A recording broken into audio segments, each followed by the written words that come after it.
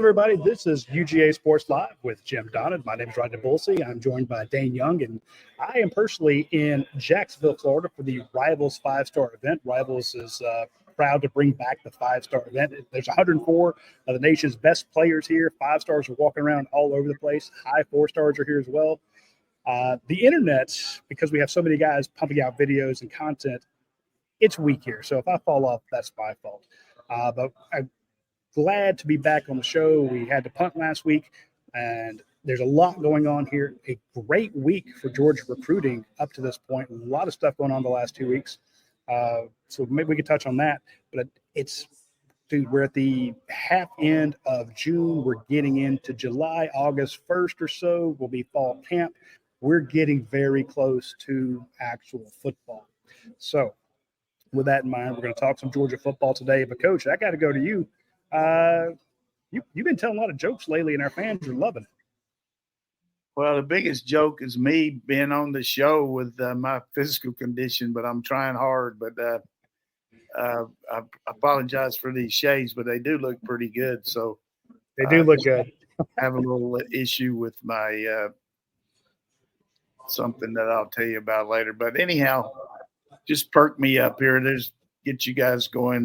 These guys from Alabama were over on a trip to the Vatican and checking everything out, and they were just amazed about the way everything was set up and everything, and just everything was so big time. And finally, one of these guys said, "Hey, how did he get this deal? I mean, this is unbelievable."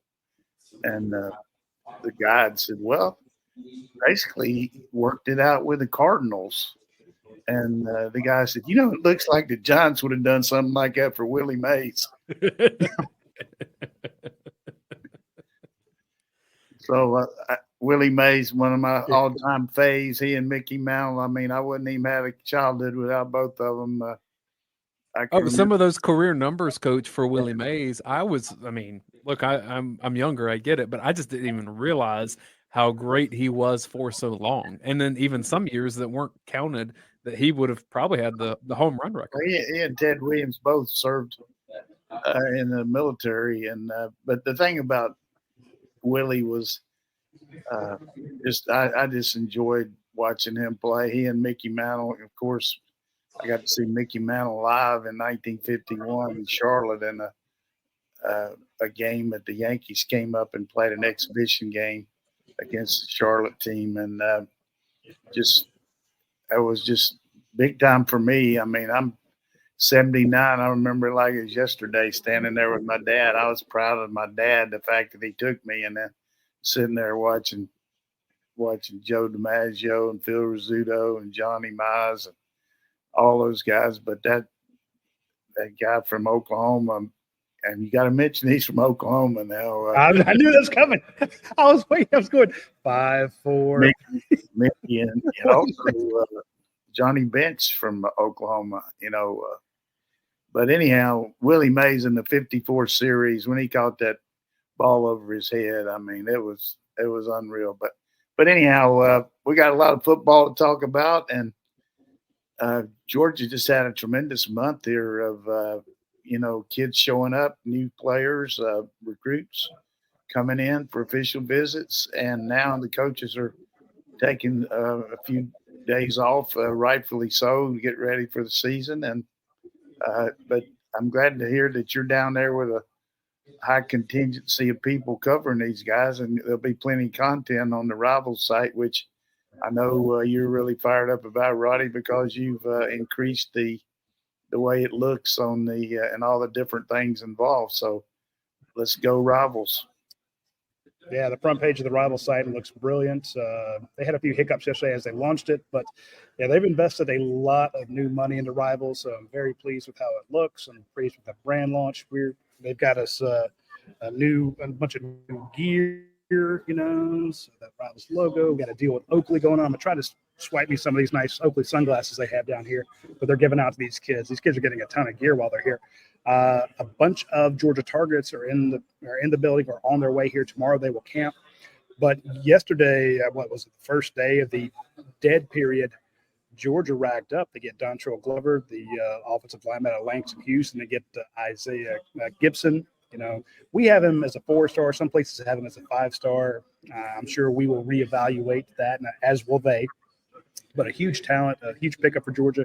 But they've been recruiting well and landing a lot of guys all over the place. C.J. Wiley, the wide receiver out of Milton, announces today at 4 o'clock. So they might get another one today. There's a lot going on. Dayne's going to cover that for us. So we're glad that Dayne will be there. A lot going on. But, Dayne, you said something very interesting about the wide receivers, because we're talking about how many wide receivers Georgia could take in this class, because we were thinking 3 or 4. Now it's looking like 4 or 5. Yeah, and this is not anything for fans to worry about or anything, but if you look at Georgia's roster right now, there are 5 senior wide receivers, and there's a chance that Dylan Bell, a junior, is performing well enough to go to the NFL draft. He's that kind of talent. This happens a lot at receiver and at defensive back, where you have to backfill positions and bring in people. And Georgia can bring in a lot of guys at wide receiver, either through the portal or through recruiting. But I just thought it was interesting. This is a very old wide receiver group at its core for Georgia. So I'll be curious to see how the younger guys emerge into that this year. Good point. But we got some young talent, but we've got a quarterback that's old enough to get the ball to those guys. That's why we got Beck.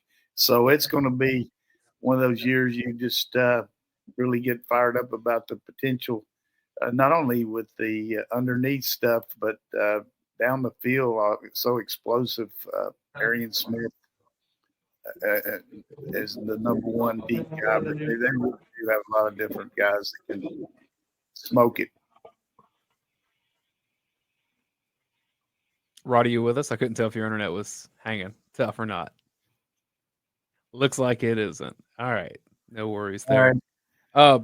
As Radi gets his internet figured out, Coach, just what does it do for a staff when you have recruiting as strong as Georgia has had it here this month? And there's a lot of big targets still out there. Justice Terry decommitting from USC. We know Georgia's going to be hot and heavy after him. Yeah, I mean, that's the crux of your whole program, Dayne. That's what you got to do is the infusion of talent, replenish your squad, but also build for the future. And certainly if anybody that studies football sees the monumental change in the personnel here since Kirby's been here, and just to continue over and over, just reload. And that's part of the way they plan it. They know what they got to get to, either through the portal or through the young players, to give you the kind of depth you need to compete in this league. And I also think that the camp, we don't talk enough about the camp that they have here, where they bring different kids in and work them out and go through the whole structure of and see if they meet the standards that Kirby has set up along with the staff for each position. But just so many good players came in here the whole month of June. I think they started out May 30th, and just a revolving door of guys coming in for the day. And then you add the 7-on-7. I think close to 100 teams were here over the several days that they had it. And the big part of that for me is not so much the guys that are great players, but let's say a kid's in the 9th or 10th grade, and he gets to come with his fellow teammates to the University of Georgia and go out there and play a 7-on-7 game at Sanford Stadium. You just can't measure that. I mean, it's got to be a thrill. Even if he doesn't become a player, it just kind of gets entrenched in his mind that he's going to, like Georgia from now on, because the coaches do a tremendous job of making sure that the organization is set where all these guys get a good look, and it's not like, you get lost in the shuffle. They really work it hard to make sure every kid feels like it's a premier event for them. And they got a lot of officials here working it, and very competitive. And even in the youth camp, when the youth kids play and they call it the Super Bowl and they play for the championship, it's unbelievable the way these kids get all jacked up about it and get a chance to get the ceremony down there at Sanford Stadium. I mean, it's really strong. Well, what I was getting at was, as much as fans and members of our site get jacked up over just recruiting wins, that still pales in comparison to the dopamine hit that these coaches get when one of their targets is choosing Georgia. Like it always is a rallying cry for these coaches, right? Yeah, I think I know what you mean by dopamine, but just in case, but it's good. But you know, feel good, coach.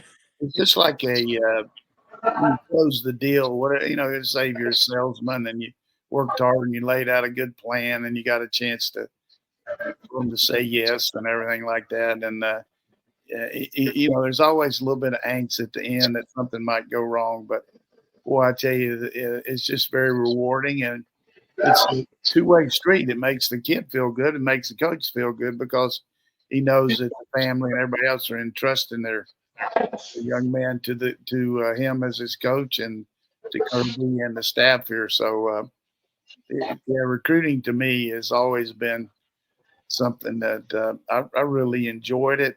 I enjoyed the hunt, the intrigue, trying to, back in the old days, hide them out, whatever you got to do. It was really funny to see some of these guys chasing around trying to find some of your, because I had to do the same thing and I couldn't find them. But when you knew you had somebody and you hit them out and then you signed them, that was just number one. I'm going to give Kirby props and rip him at the same time.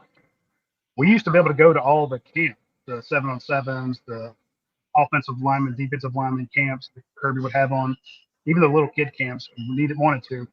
And a competitor, you're not supposed to talk to the kids on campus. And there was one competitor that kept doing it a lot. And so they basically wound up keeping everybody from going. So I was very frustrated with that because we're not the ones that were talking to kids on campus. We weren't the ones breaking the rules, so everybody got punished. So that I thought was unfair. But Kirby has done a great job of making sure that they get these kids to come in and they test them out and they work them out hard and they put them through, the paces. And if you won't come camp and perform, then your offer is subject to you camping a lot of times. So even though kids want to come to Georgia, Kirby's like, look, you need to come work out. And they also, coach, they use that because there's no media there. They find diamonds in the rough all the time that nobody knows about because we would take special notice. If the coaches were working one kid specifically, we didn't know who he was. We'd take a bunch of pictures of him. We'd figure it out. We'd put out a big story about, hey, Georgia coaches really like this kid named Isaiah McKenzie that nobody really knows about or something like that. And boom, all of a sudden now Tennessee, Florida, Texas Tech, everybody's reaching out to the kids. So Kirby does a good job of still hiding those kids while he works on them. So every once in a while they get a commit. We're like, who the hell is that guy? Well, I think in his defense, it's fair. It's fair. I mean, I'm not bugging him about it, but yeah, I think it just makes me mad. The real point there is if he does find a diamond in the rough, and they can keep somebody from finding out about it, it makes it easier for us to get them. But it very seldom does that happen. Most of the guys we got coming in here are, I saw on your site reading here this weekend that they had this big basketball player in here from California, and amazing guy's bigger than, I heard he was bigger than just about anybody around here. And he would be our historian, Patrick Garvin, coach, looked into this. So Jazeer Jackson played basketball in high school. He didn't play football. He declared for the NBA draft last year, didn't get drafted. He's, depending on what website you look at, he's either 6'11" or 7 foot. So he's basketball center, 300 to 330 pounds, depending on whose things you like. Watch the video, and the guy can move. And I've always said, I've always used your comments about an offensive lineman who could dunk a basketball. You always talk about how you want those athletic big men. This guy can move. So I think it's great that you checked it out like that. And then the thing about it, if you just remember the Cowboys, when they were first really rolling there, and Gil Brandt was the personnel guy for Coach Landry, and he was going to all these schools, lesser schools, and finding some guys that could come in there and supplement the roster. And I never will forget Too Tall Jones. I mean, what a player he was. I think he could have played football. I don't know, but for some reason, I think he was a basketball player. And then they got some really good receivers that, were track guys and things like that. But you're always looking. I mean, you see an influx around the world here of younger guys that play football in foreign countries. All of a sudden, Canada, Germany, you got kids coming into some of these schools and playing too. So there's a lot of ways to get good players. No, that's really good. This kid would be interesting. Can you imagine giving Stacy Searles a 6'11", 7 foot, 330-pound guy who hasn't? I mean, I think he played in like 8th grade, but he didn't play high school football. He's had a year off to play basketball. He doesn't think it's going to work out. You give him, I guess we call him a project, but a lot of people take that negatively. But you get a guy like that, and coach, you don't have to play him. You have good offensive tackles at Georgia. You have great offensive line. This isn't a guy you're going to thrust out there, against Clemson in game 1 and say, hey, go do something. This is a guy, you could take your time and get him to develop. Right. That's a luxury. I don't think a lot of teams could sign him because they wouldn't have it. They throw him into the fire too fast. Yeah, he's got the tools, though, that you can develop, particularly the long arms. But I can just see him saying, okay, we're going to do zone today. And he's going to say, is that a 3-2 or a 2? No, we're talking about the gallop step and zone block, not the basketball. But it's like, not block out. You got to kick slide, I love it. Well, hey, let's take a break here and thank our friends at Athens Ford, longtime sponsors of UGA Sports Live and the UGA Sports Watch Along show with head coach Jim Donnan. There's some great specials over at Athens Ford right now. The Ford Edge is a sleek-looking vehicle. I'll tell you, because my wife and I just had our 3rd kid, and I'm seeing all these bigger vehicles for families that just need to take kids everywhere. And the Ford Expedition is one right now. You can get up to $9,000 off or 2.9% APR financing for 72 months. You can see that on the specials tab over at Athens Ford's website. It's a new revamped website as well, but I think probably the easiest way, Roddy, and you've told me this, easiest way to see what they have is go check them out in person. If you live far away, they'll get on a FaceTime or a Zoom with you and show you what they have on the lot. But so many good options out there. I still want one of those Ford Broncos. I just don't know that it really aligns with my time in life having 3 young kids. I looked into one of their cars the other day for a friend of mine she needed a reliable vehicle. And so I went and looked at one of theirs. And the crazy thing was, it was a pre-owned vehicle. They had 93 photos of it. It's not just one. It's like they took pictures of the cup holder. That's insane. So if you want to look at a vehicle and you don't feel like actually going out to the lot, but you want to see what in absolute detail, and it's pictures good and bad, oh, hey, what? Here's a scratch on the bumper. We're going to show it to you in a picture so you see it, and you're not surprised when you come out there. So hit up our friends at Athens Ford. They'll take good care of you. Also want to mention our friends over at Academic Brewing Company because you're in the same area there. If you are on the west side of Athens, you go by Athens Ford. Just go down to Academic Brewing Company. Get yourself a great beer.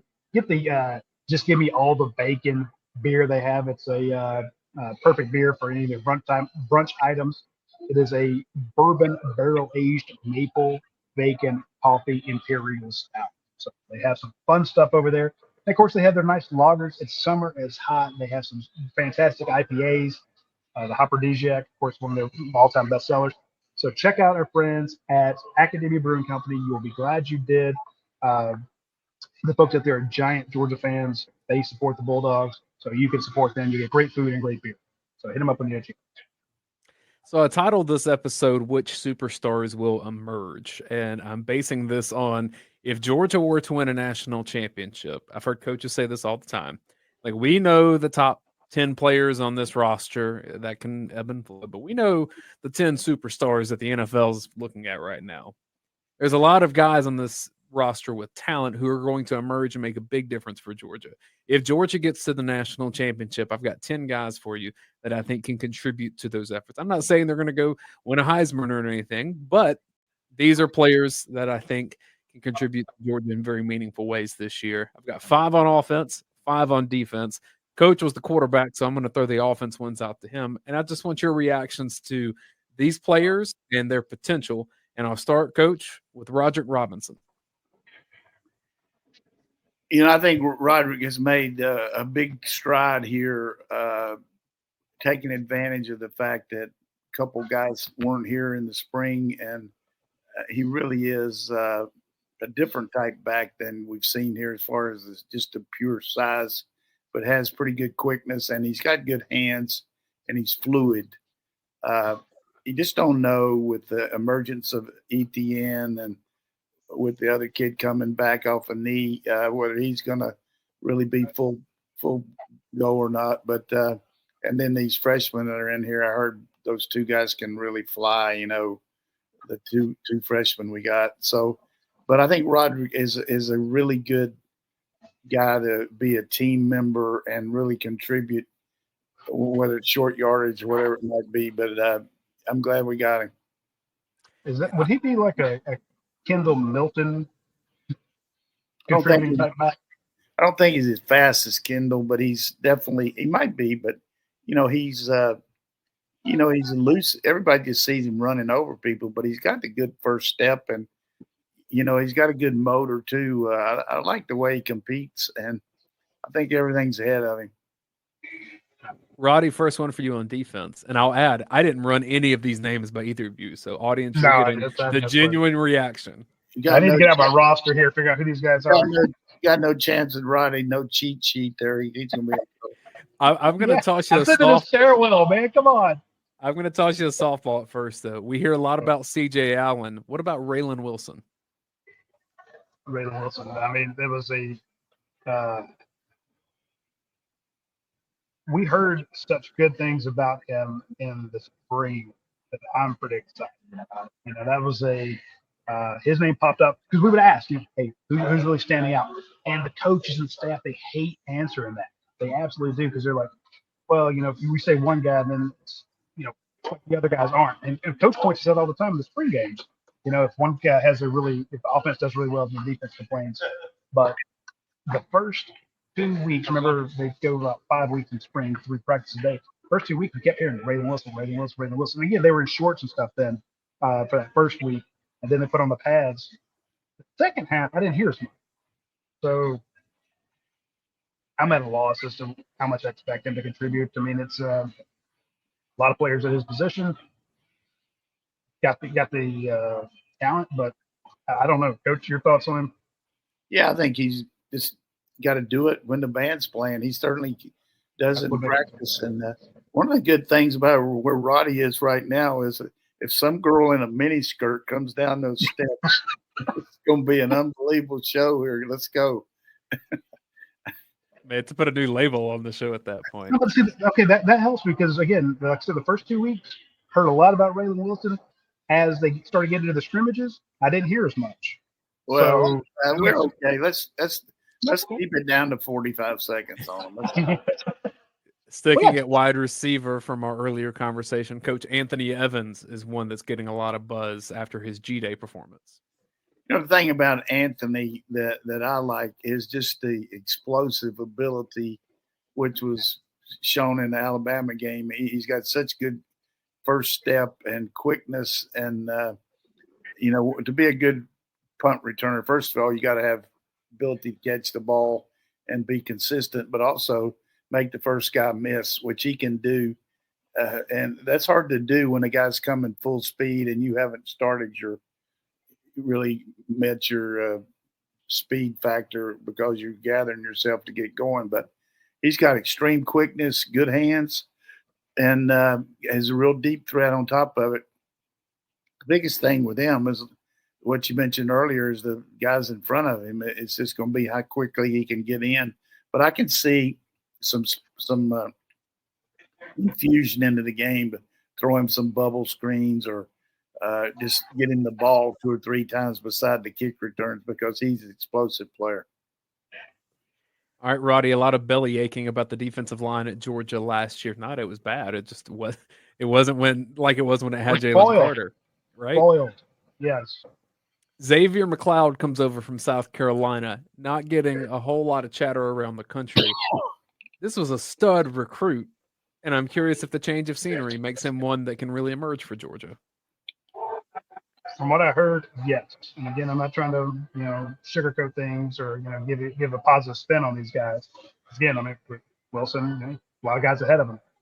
He's got to come in and learn, Trey Scott's system. There are questions about it. And again, this isn't for me. The guy played at South Carolina, then stopped playing. So like, well, he quit. Well, I don't know his situation. I wouldn't put that on him, but he does have to prove himself. Georgia jumped on him. If he's good enough for Trey Scott with his list of successes into the NFL, I'm not going to second guess him at all.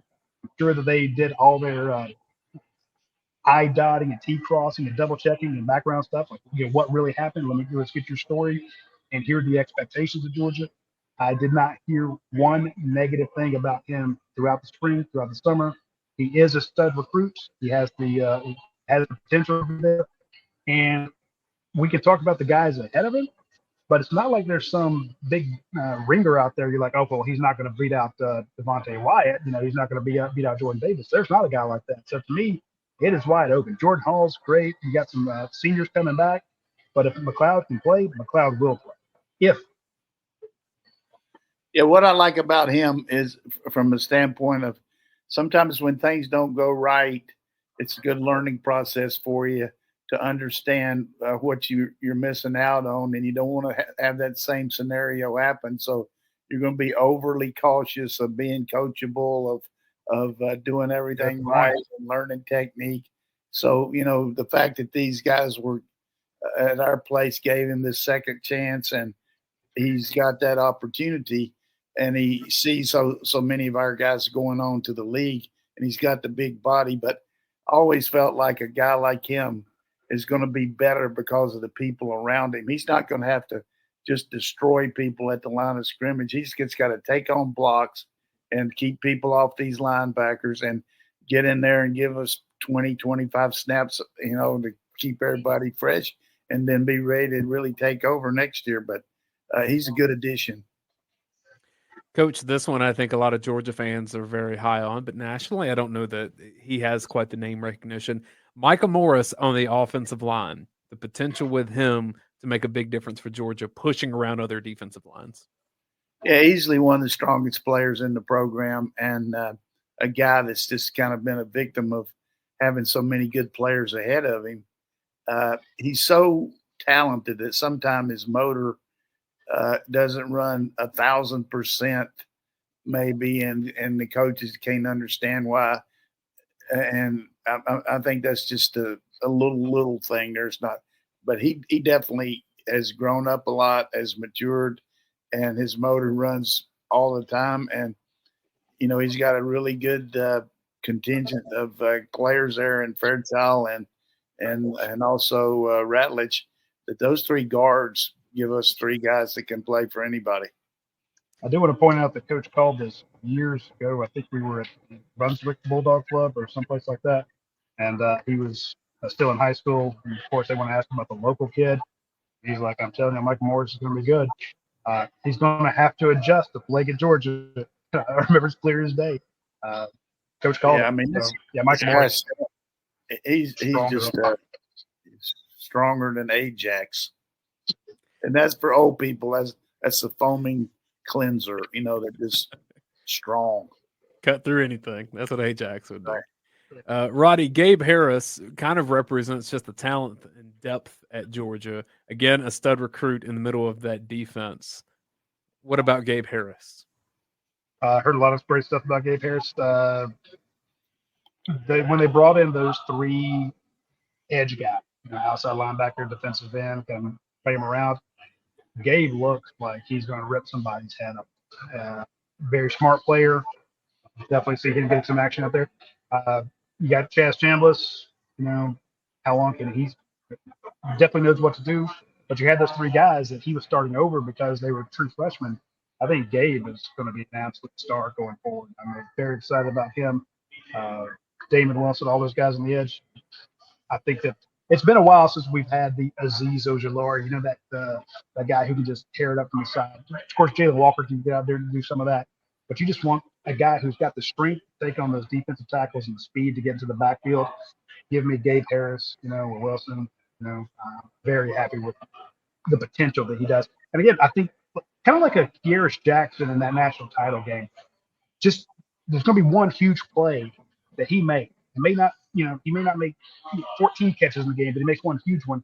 I guarantee you, at some point in a tough game, all of a sudden you're going to see Gabe Harris with a sack or just a tackle for loss, and it won't be the leading play of that game, but it'll be one where it's like, wow, that third down, they don't come off the field without Gabe Harris on that down, or that 2nd and 14 was because of Gabe Harris, and we'll be talking about him when we're watching on the show. Coach, you mentioned Arian Smith in the spring. Been around at Georgia a long time, battled injuries early. Said there was something a little bit different about him, so I'm kind of giving you the platform here to expound what that potential looks like for Arian Smith in a crowded receiver room, but no one faster than him. Yeah, I just think the change of coaches, and it's nothing against B-Mac. It's nothing against anybody. It's just the fact that Coley comes in here as a new coach. Everybody's got is going to be looked at based on what they do and not what they've done. And he took the bull by the horns. By that I mean Arian, and he really worked hard on his hand placement and did a lot of hand-eye coordination drills with Coach Coley. And he, he kind of got in a slump there, a year ago, and was dropping a few balls. And if you got some other guys out there that can catch them, then there's a tendency maybe not to get as many looks. But without a doubt, he's the best cover guy on punts in the country. He is unbelievable. If he's not, the other guys love it. Who's on the other side? These guys are they take such good pride in it. So he helps you there. He could be a kickoff return guy. He's among the fastest guys in the country in any sport. And I look for him to play a significant role on our team and got a good attitude. I mean, he's had every reason to maybe think about in his own mind that maybe he could do something somewhere else, but he loves Georgia. And I always felt like this. I've always had a few guys and I always tell everybody about this, that senior year is going to be the one you remember the most. The rest of your life, that's what you're going to reflect back on, because it's the culmination of your whole career, your junior high, high school, college. For a lot of you, it's the last time you'll ever play, and you got to make the most of it. You got to take advantage of it, and I really think Arian will. I think people need to remember that when he qualified for the 100 meters in the NCAA finals, his qualifying time to make it to the finals was a 10.16. I don't think people understand how fast that is. That's just nuts. Roddy, I'm looking for depth at defensive back. I think Georgia will need that with an elongated season. Daniel Harris. So I give you Gabe Harris. Let's go over to Daniel Harris. Daniel Harris, I mean, how do you keep him off the field? That's an absolute battle. So he gets first string snap. He and Julian Humphrey are going to be battling over there against Taylor Everett. So Georgia's depth is great. They're having a hard time recruiting, or they don't have a lot of recruits in this current class because a lot of kids we talked to are like, oh, well, yeah, Kirby loves his defensive backs. He goes after them really hard, absolutely. But give me a kid out of Miami, Daniel Harris. I was having a conversation with the FSU publisher yesterday talking about Florida guys. I'm like, and he was like, yeah, there's not been a bunch of great Florida Miami QBs, meaning a QB from Miami. Now, there are a lot of them who, like Bernie Kosar and guys like that, who went to Miami, but they weren't from Miami. So, that's been impressive. But he's like, just the way South Florida kids and Florida kids in general, how fast they are. Yeah, give me Daniel Harris every day of the week. I'm big fan of him. Georgia defensive back, I think, is going to be deeper than most people realize. We've talked a ton about Ellis Robinson and his potential as a true freshman, which that's a position that's really hard to come in and make an impact like that. But he has the talent to do so. That's why I brought up Daniel Harris, though, just for the depth piece. Yeah, I mean, he's just a sophomore, so he showed out pretty good last year. You can get by with him. I'm excited to see Andre Evans, Janelle Aguero, big hitter. Well, I'll give you. KJ Bolden. Again, these. Hey, we got plenty of them, but hey, you remember back when the Raiders were playing and he had that guy Haynes, the corner.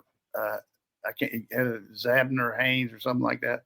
That just had those really long arms and could just lock on the people back when you could bump and run. And when you grab them, yeah. And he actually put some kind of grease on his hands to keep them. But Daniel Harris, I mean, he's got those long arms and he can really, he just got.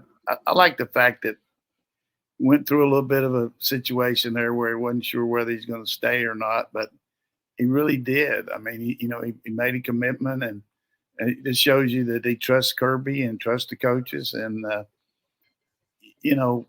he's getting supreme coaching here. I mean, these guys do a good job teaching, and we've got a good situation there. And of course, Robinson, good Lord, top corner in the country.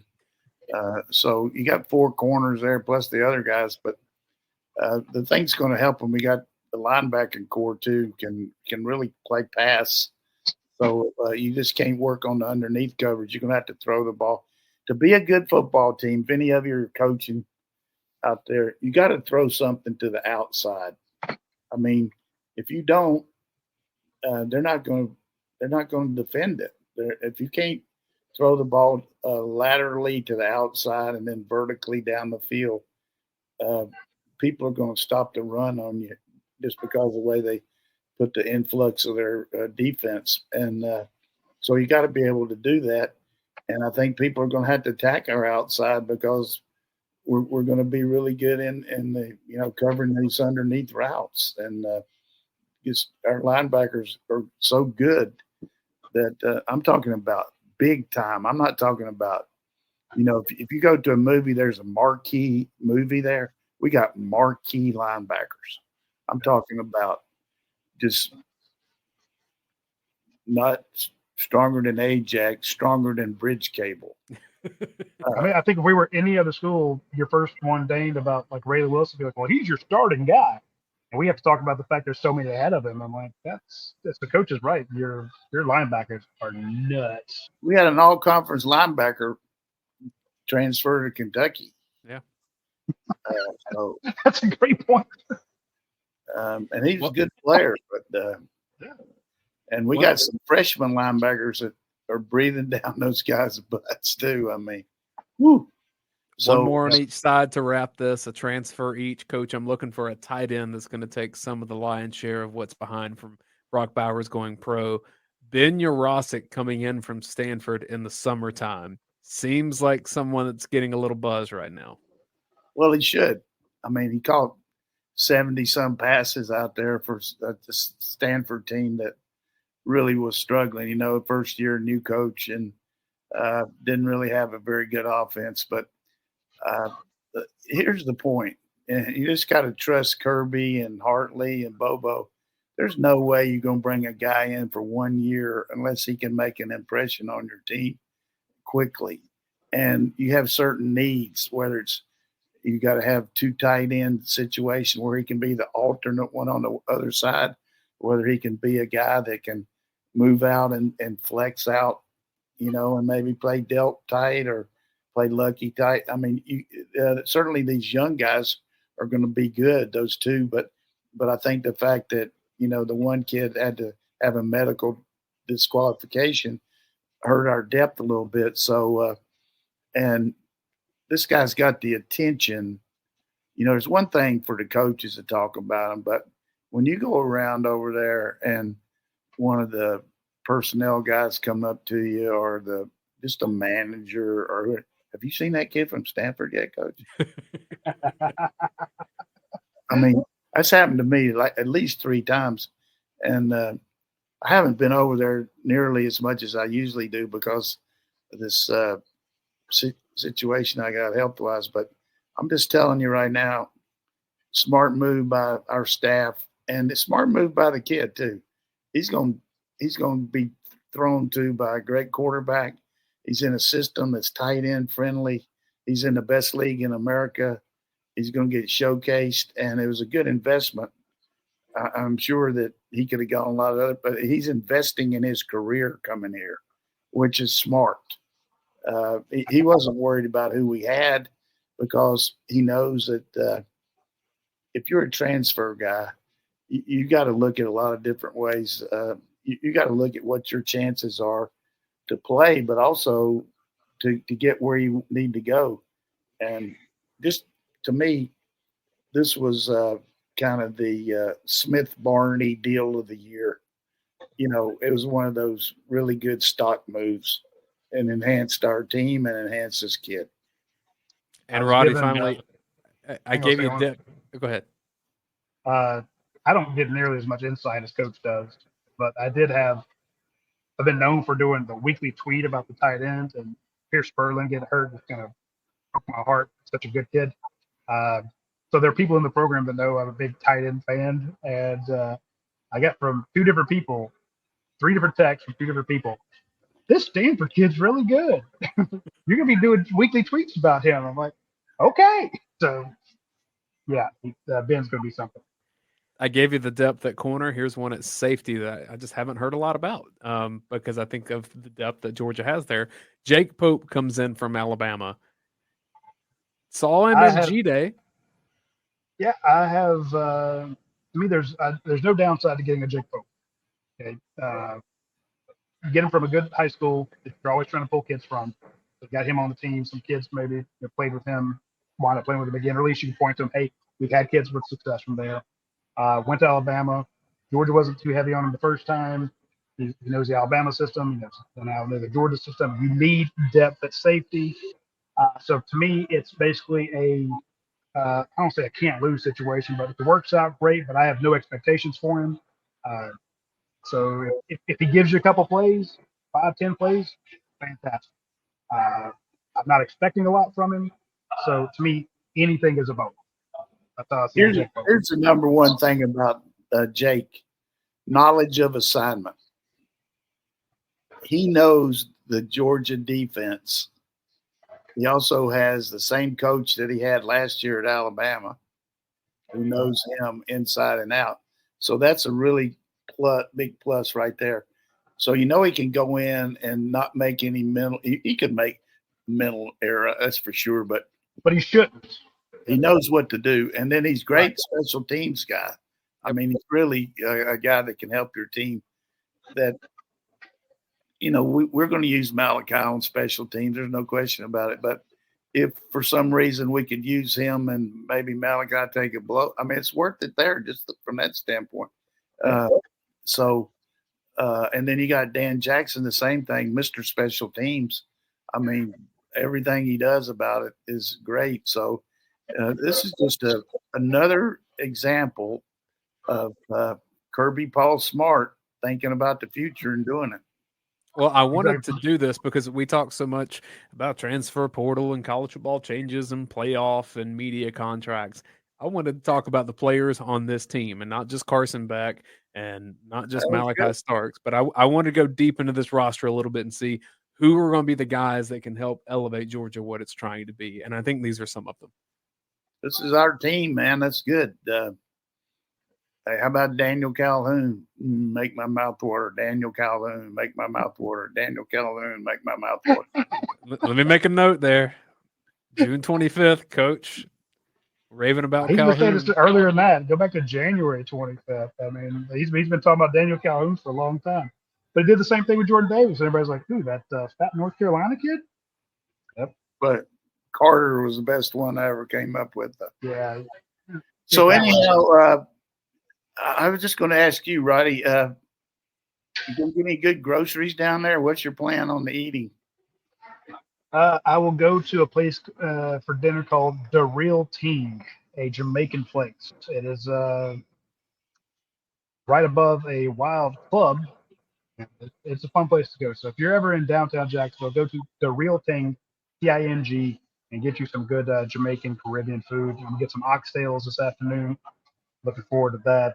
Then, of course, tomorrow night, your rivals will be or something. So that's the grocery situation. Is the Jamaican place.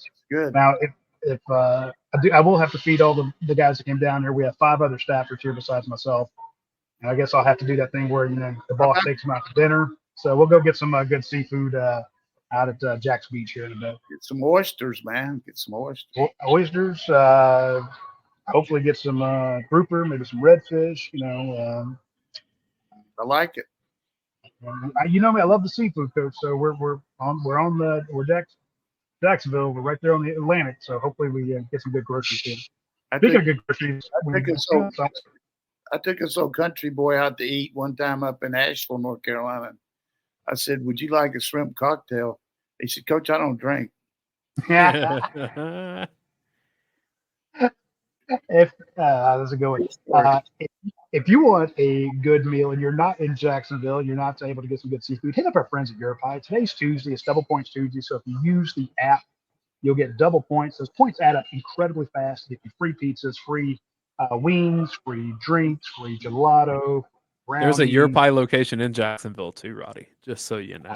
I actually know where it is. There are 70 plus locations of Europie.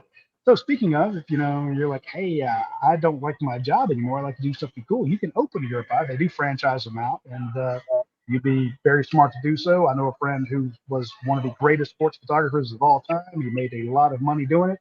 Bob Rosado is one of the best I've ever seen. He now has 2 Europie locations, and he's richer than King Midas. So if you want to do really well, open up a Europie, and if you want good food, try Europie, get a good pizza, get a good salad, get a good sandwich, and custom pastas, you'll be happy you did so. Speaking of franchises, I want to mention our friends at My Perfect Franchise. So let's say you don't want to do a restaurant franchise, you want to do something different. Reach out to Andy Ludecky at myperfectfranchise.net. He has 3,000 plus different franchise options for you. He will get you into the franchise that makes the most sense for you, the one you're excited about. You won't go from a dead-end job to a dead-end franchise. You will go into something that you absolutely love to do. You'll be excited to wake up in the morning. You'll be excited about the trajectory of your life going forward. You'll be excited to be the boss. The best way to do that is reach out to Andy Ledecky at myperfectfranchise.net and decide what you want to do going forward. He will help you with that. Let's finish the show with questions from UGAsports.com. If there's any on YouTube or Facebook, drop them now. We'll get to them for the end of the show. UGA Alum 95 says, last year some teams had success running the ball against Georgia. Coach, how do you think Georgia's run defense will stack up this year as compared to last year? Certainly there were some definite it's hard to slow everybody down cold, but I think first of all, our having small back full time instead of playing with the hurt ankle is going to help our linebacker situation. Even though athletically these linebackers were starting to do pretty well, they didn't know the system and maybe made some mechanical errors that hurt us a little bit. And I do think, as Roddy mentioned, our outside situation is going to be good. And, we didn't mention Michael Williams playing some outside too. So interior front is going to be okay. I think they won't get pushed around, and these linebackers are just going to be stellar. So I think our run defense will be a little bit better. And I also think we won't see as many runs because we're going to be ahead against most teams, and they're going to be trying to catch up on us. So, they might get some garbage runs because we're playing nickel and dime stuff. But this is going to be one of the better defenses at Georgia. I'd also like to see how they break down by quarter. So like Coach pointed this out years ago, and I didn't really notice it as much, when the teams start getting behind and they have to throw it a lot. And then I would really like to compare first half and second half run totals, because it is telling about how dominant Georgia's been over the years. There's when you get into the data there, it's mind-boggling how Georgia shut teams down, and then they have to throw it. Well, they had 12 yards in the second half. Have you ever noticed, though, and it's just the pride that Kirby has in his whole team, but particularly in the defense, and we could be beating somebody in a submission, and then the second or third team guy goes in there and the guy makes a play on us, and the guy gets 40 yards or 30 or, and he's just into them. He's trying to coach them for the future, but he's also letting them know he's letting down the rest of the defense as far as, they take a lot of pride of being a top 5 defense nationally. I mean, that's a big part of their talk and recruiting and everything. So, if you're going to get in the game, you better go in there and produce, because they want to. They're not stat conscious, but they're just pride conscious. From OU, Herschel Walker, coach, with recent whispers that Branson Robinson may play sooner than expected, do you expect him to be ready to go when Georgia plays in Tuscaloosa or in Austin? Yeah, I would hope by then, but it's just such a debilitating injury, not to mention an athlete, but anybody to have that happen, that he's made a remarkable recovery, and they just want to be really careful here and not try to get him in just to get him in. You know what I mean? So he's just going to, I would think, by Alabama for sure.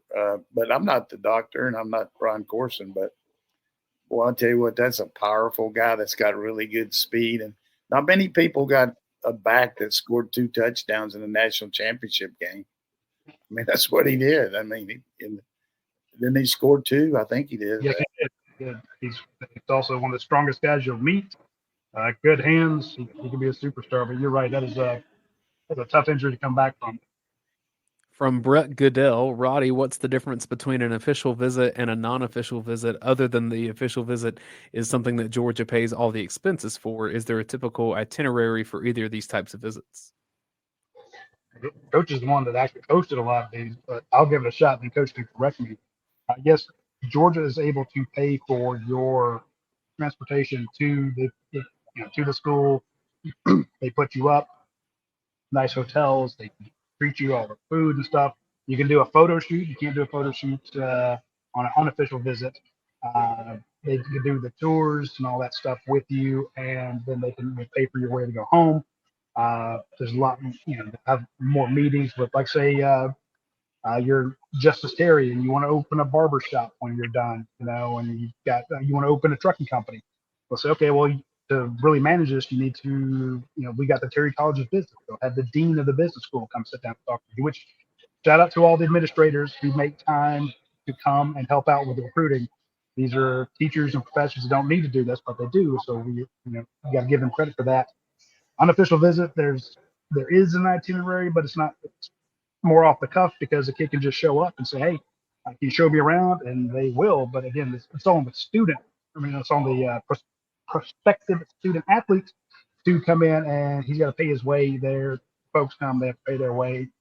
You don't get as much choice about feeding them and all that stuff. So there's a lot more limited on it. Now, sometimes you can have a kid come in on an unofficial visit, like Elijah Griffin did. He can tag along with all the guys that are doing the official visit stuff. There's just certain things that they can't pay for on the officials. I think the biggest change on official visits is it used to be you could provide transportation for the student athlete, and if the parents came in the same car, they got that gas mileage. But now, if they fly, the parents had to pay. Now you can pay for the parents to fly. All the transportation's paid for the family, and if you want to bring 18 people beside that, I don't know how many of them they pay for, but it's pretty good, and it's a good way to do it. The other thing is the biggest point about an unofficial visit is most of the time, if a guy's coming back on his own dime and he's coming here, that looks pretty good, because the more he can be around you and be around your culture and let your players talk about what the program's all about, I mean, that's huge. From UGA three-peat, excited about Isaiah Gibson. Coach, do you have a comp for Isaiah Gibson? Is there anyone that he might remind you of? That's hard to do, especially with high school players. Not really sure there on that one yet. I probably could give it to you when I see him live. Okay. Red and black in the day. Which player from a Jim Donnan team might have garnered more attention in a 2024 Kirby Smart program? Just another way of asking this. Is there a player that you coach that might have flourished more to something that Kirby does differently than you, or maybe just the time that you coach as compared to now? Where the game's changed. Yeah. I mean, I could name a lot of them because they get to practice more. They do a lot of things that some of our guys, if they'd had the same kind of the different repetitions in practice that they get now, those 8 hours a week that they get year round would really help some of these guys, but not anybody in particular, really. Red and Black in the Day also said, Coach, as a player in the 60s, how different were the field conditions where you played? Was there some of the best and some of the worst? Was it uniform? How did that work? Yeah, I mean, a lot of the teams in the South have always taken a lot of pride in their manicuring because so many schools have agriculture departments. That the fields that I played on were always good, with the exception of maybe when we would go up north and it was colder. But, when we got to play one game on turf in the Astrodome back in '67 when it was the first years they had that. So that was fun too. But it was, certainly the equipment, nothing like it is now. And I would have loved to have a bigger face mask than the one I had. I had that single bar thing, and I needed a lot of protection. Yeah, protect that pretty face, right? But I did wear. That's a money maker. Yeah. One of the first. I think our trainer was one of the first to get the fitted mouthpieces. We had to go to the dentist there, and they had for the quarterbacks, a smaller mouthpiece where you could, talk better because you had those old bulky ones, and so that was really kind of unique to have one of those custom fitted mouthpieces where you could talk better in the huddle. And we had to say so much. We had so much wordage in it used to gripe me. I mean, our coach used to say, if you can say it in the huddle, we'll run it. Come on. I always tell people, it's like, if you've never bitten down on a mouthpiece taken right out of boiling water, then you ain't lived, From GT and UGA, why do people wear golf spikes to go watch a golf tournament? People wear them to watch it. The only thing that I could think of would be going up and down hills, or something like that where they don't want to slip. But unless they just want to act like they're, really a golf, they just really know what they're doing about golf. But I don't know why you'd wear golf spikes for that. But seems like a grown-up taking the baseball glove to the baseball game. I get it with kids, but grown-ups I've never understood. Yeah, I mean, I get the grown-ups. They want to catch the ball. I get it. But for me, I'm pretty sure it's because at some point BJ Singh is going to ask you to come out and try to knock down that 30-foot putt. So you need to have the right shoes on. Because he can tag out. He can tag you and tag somebody else in. What's good about golf, though, is just the fact that last week we're watching the Pinehurst where, man, if they can just get a par here, and then this week we're watching up at Travelers and, let's get another birdie. Let's get another birdie. It just depends on the quality of the course. And these players are just so good with their irons and their wedges. But it just shows you the difficulty that Pinehurst presents compared to these other courses are hard, but, you got those tough ones. I remember everybody crying about Bethpage Black, just saying, this is the hardest thing ever. I'm like, yeah. You're the best golfers in the world. Shut up. You're all played on the same one. You see guys put the ball off the green. I mean, you know how the average fan feels. Let me sneak in 3 more questions before the bell here. Goat Dog, are we going to see Dwight Phillips on special teams? That 10-4 speed needs to be on the field. I think it's just a case of how much imprint he can make in the running back room. If he's one of the 5, then they'll use him. But the good thing about that first game, I don't think they have a limit on the amount of players that can go over there, even though it's a off-campus game. But certainly when we go to Kentucky and Alabama, I think you can take maybe 4 more now. I think it's 74 instead of 70. So, but that kind of speed is just you got to use it. So I'm sure they'll find a way to get him out there.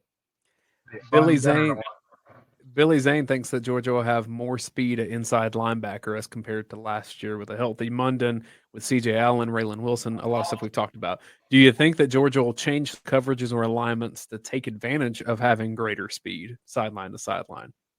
Yeah, that's a good question by Billy. I think the thing that you can do, number one, is you can play more man under coverage, because these guys on man under, you're playing the corners inside technique and trying to take away crossing routes and things like that. But when you do that, you've got to put a linebacker and a safety on a tight end and the backs. So, and most quarterbacks are going to attack those three positions more than they will the corners. So we can play more two-man, which we love to play.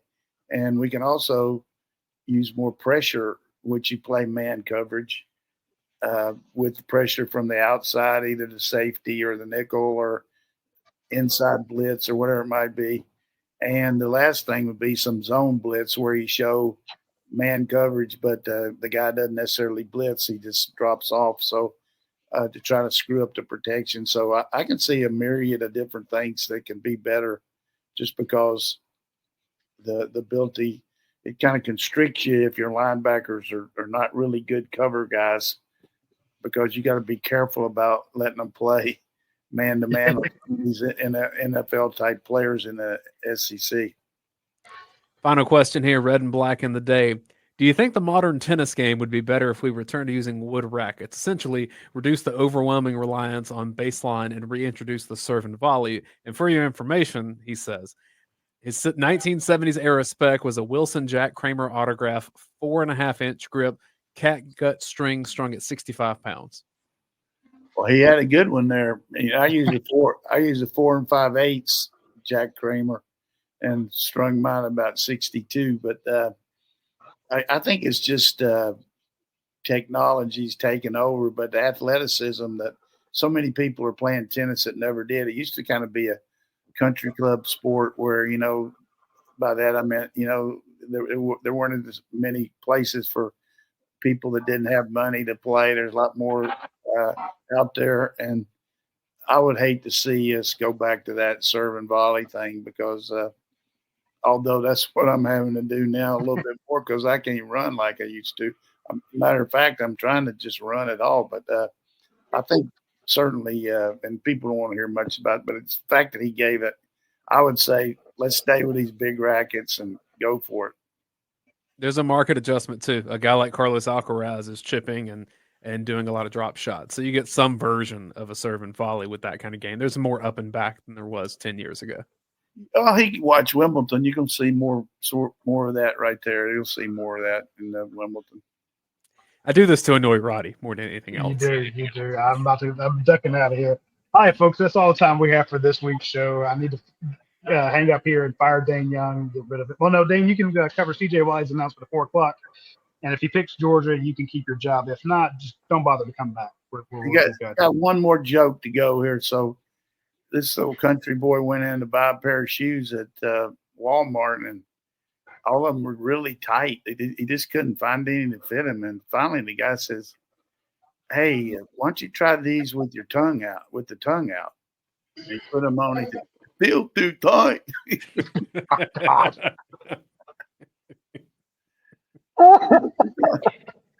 Okay. I didn't see that one coming. Son of a bitch, get me again. All right, folks, that's all the time we have for this week. We will see you next week. Take care.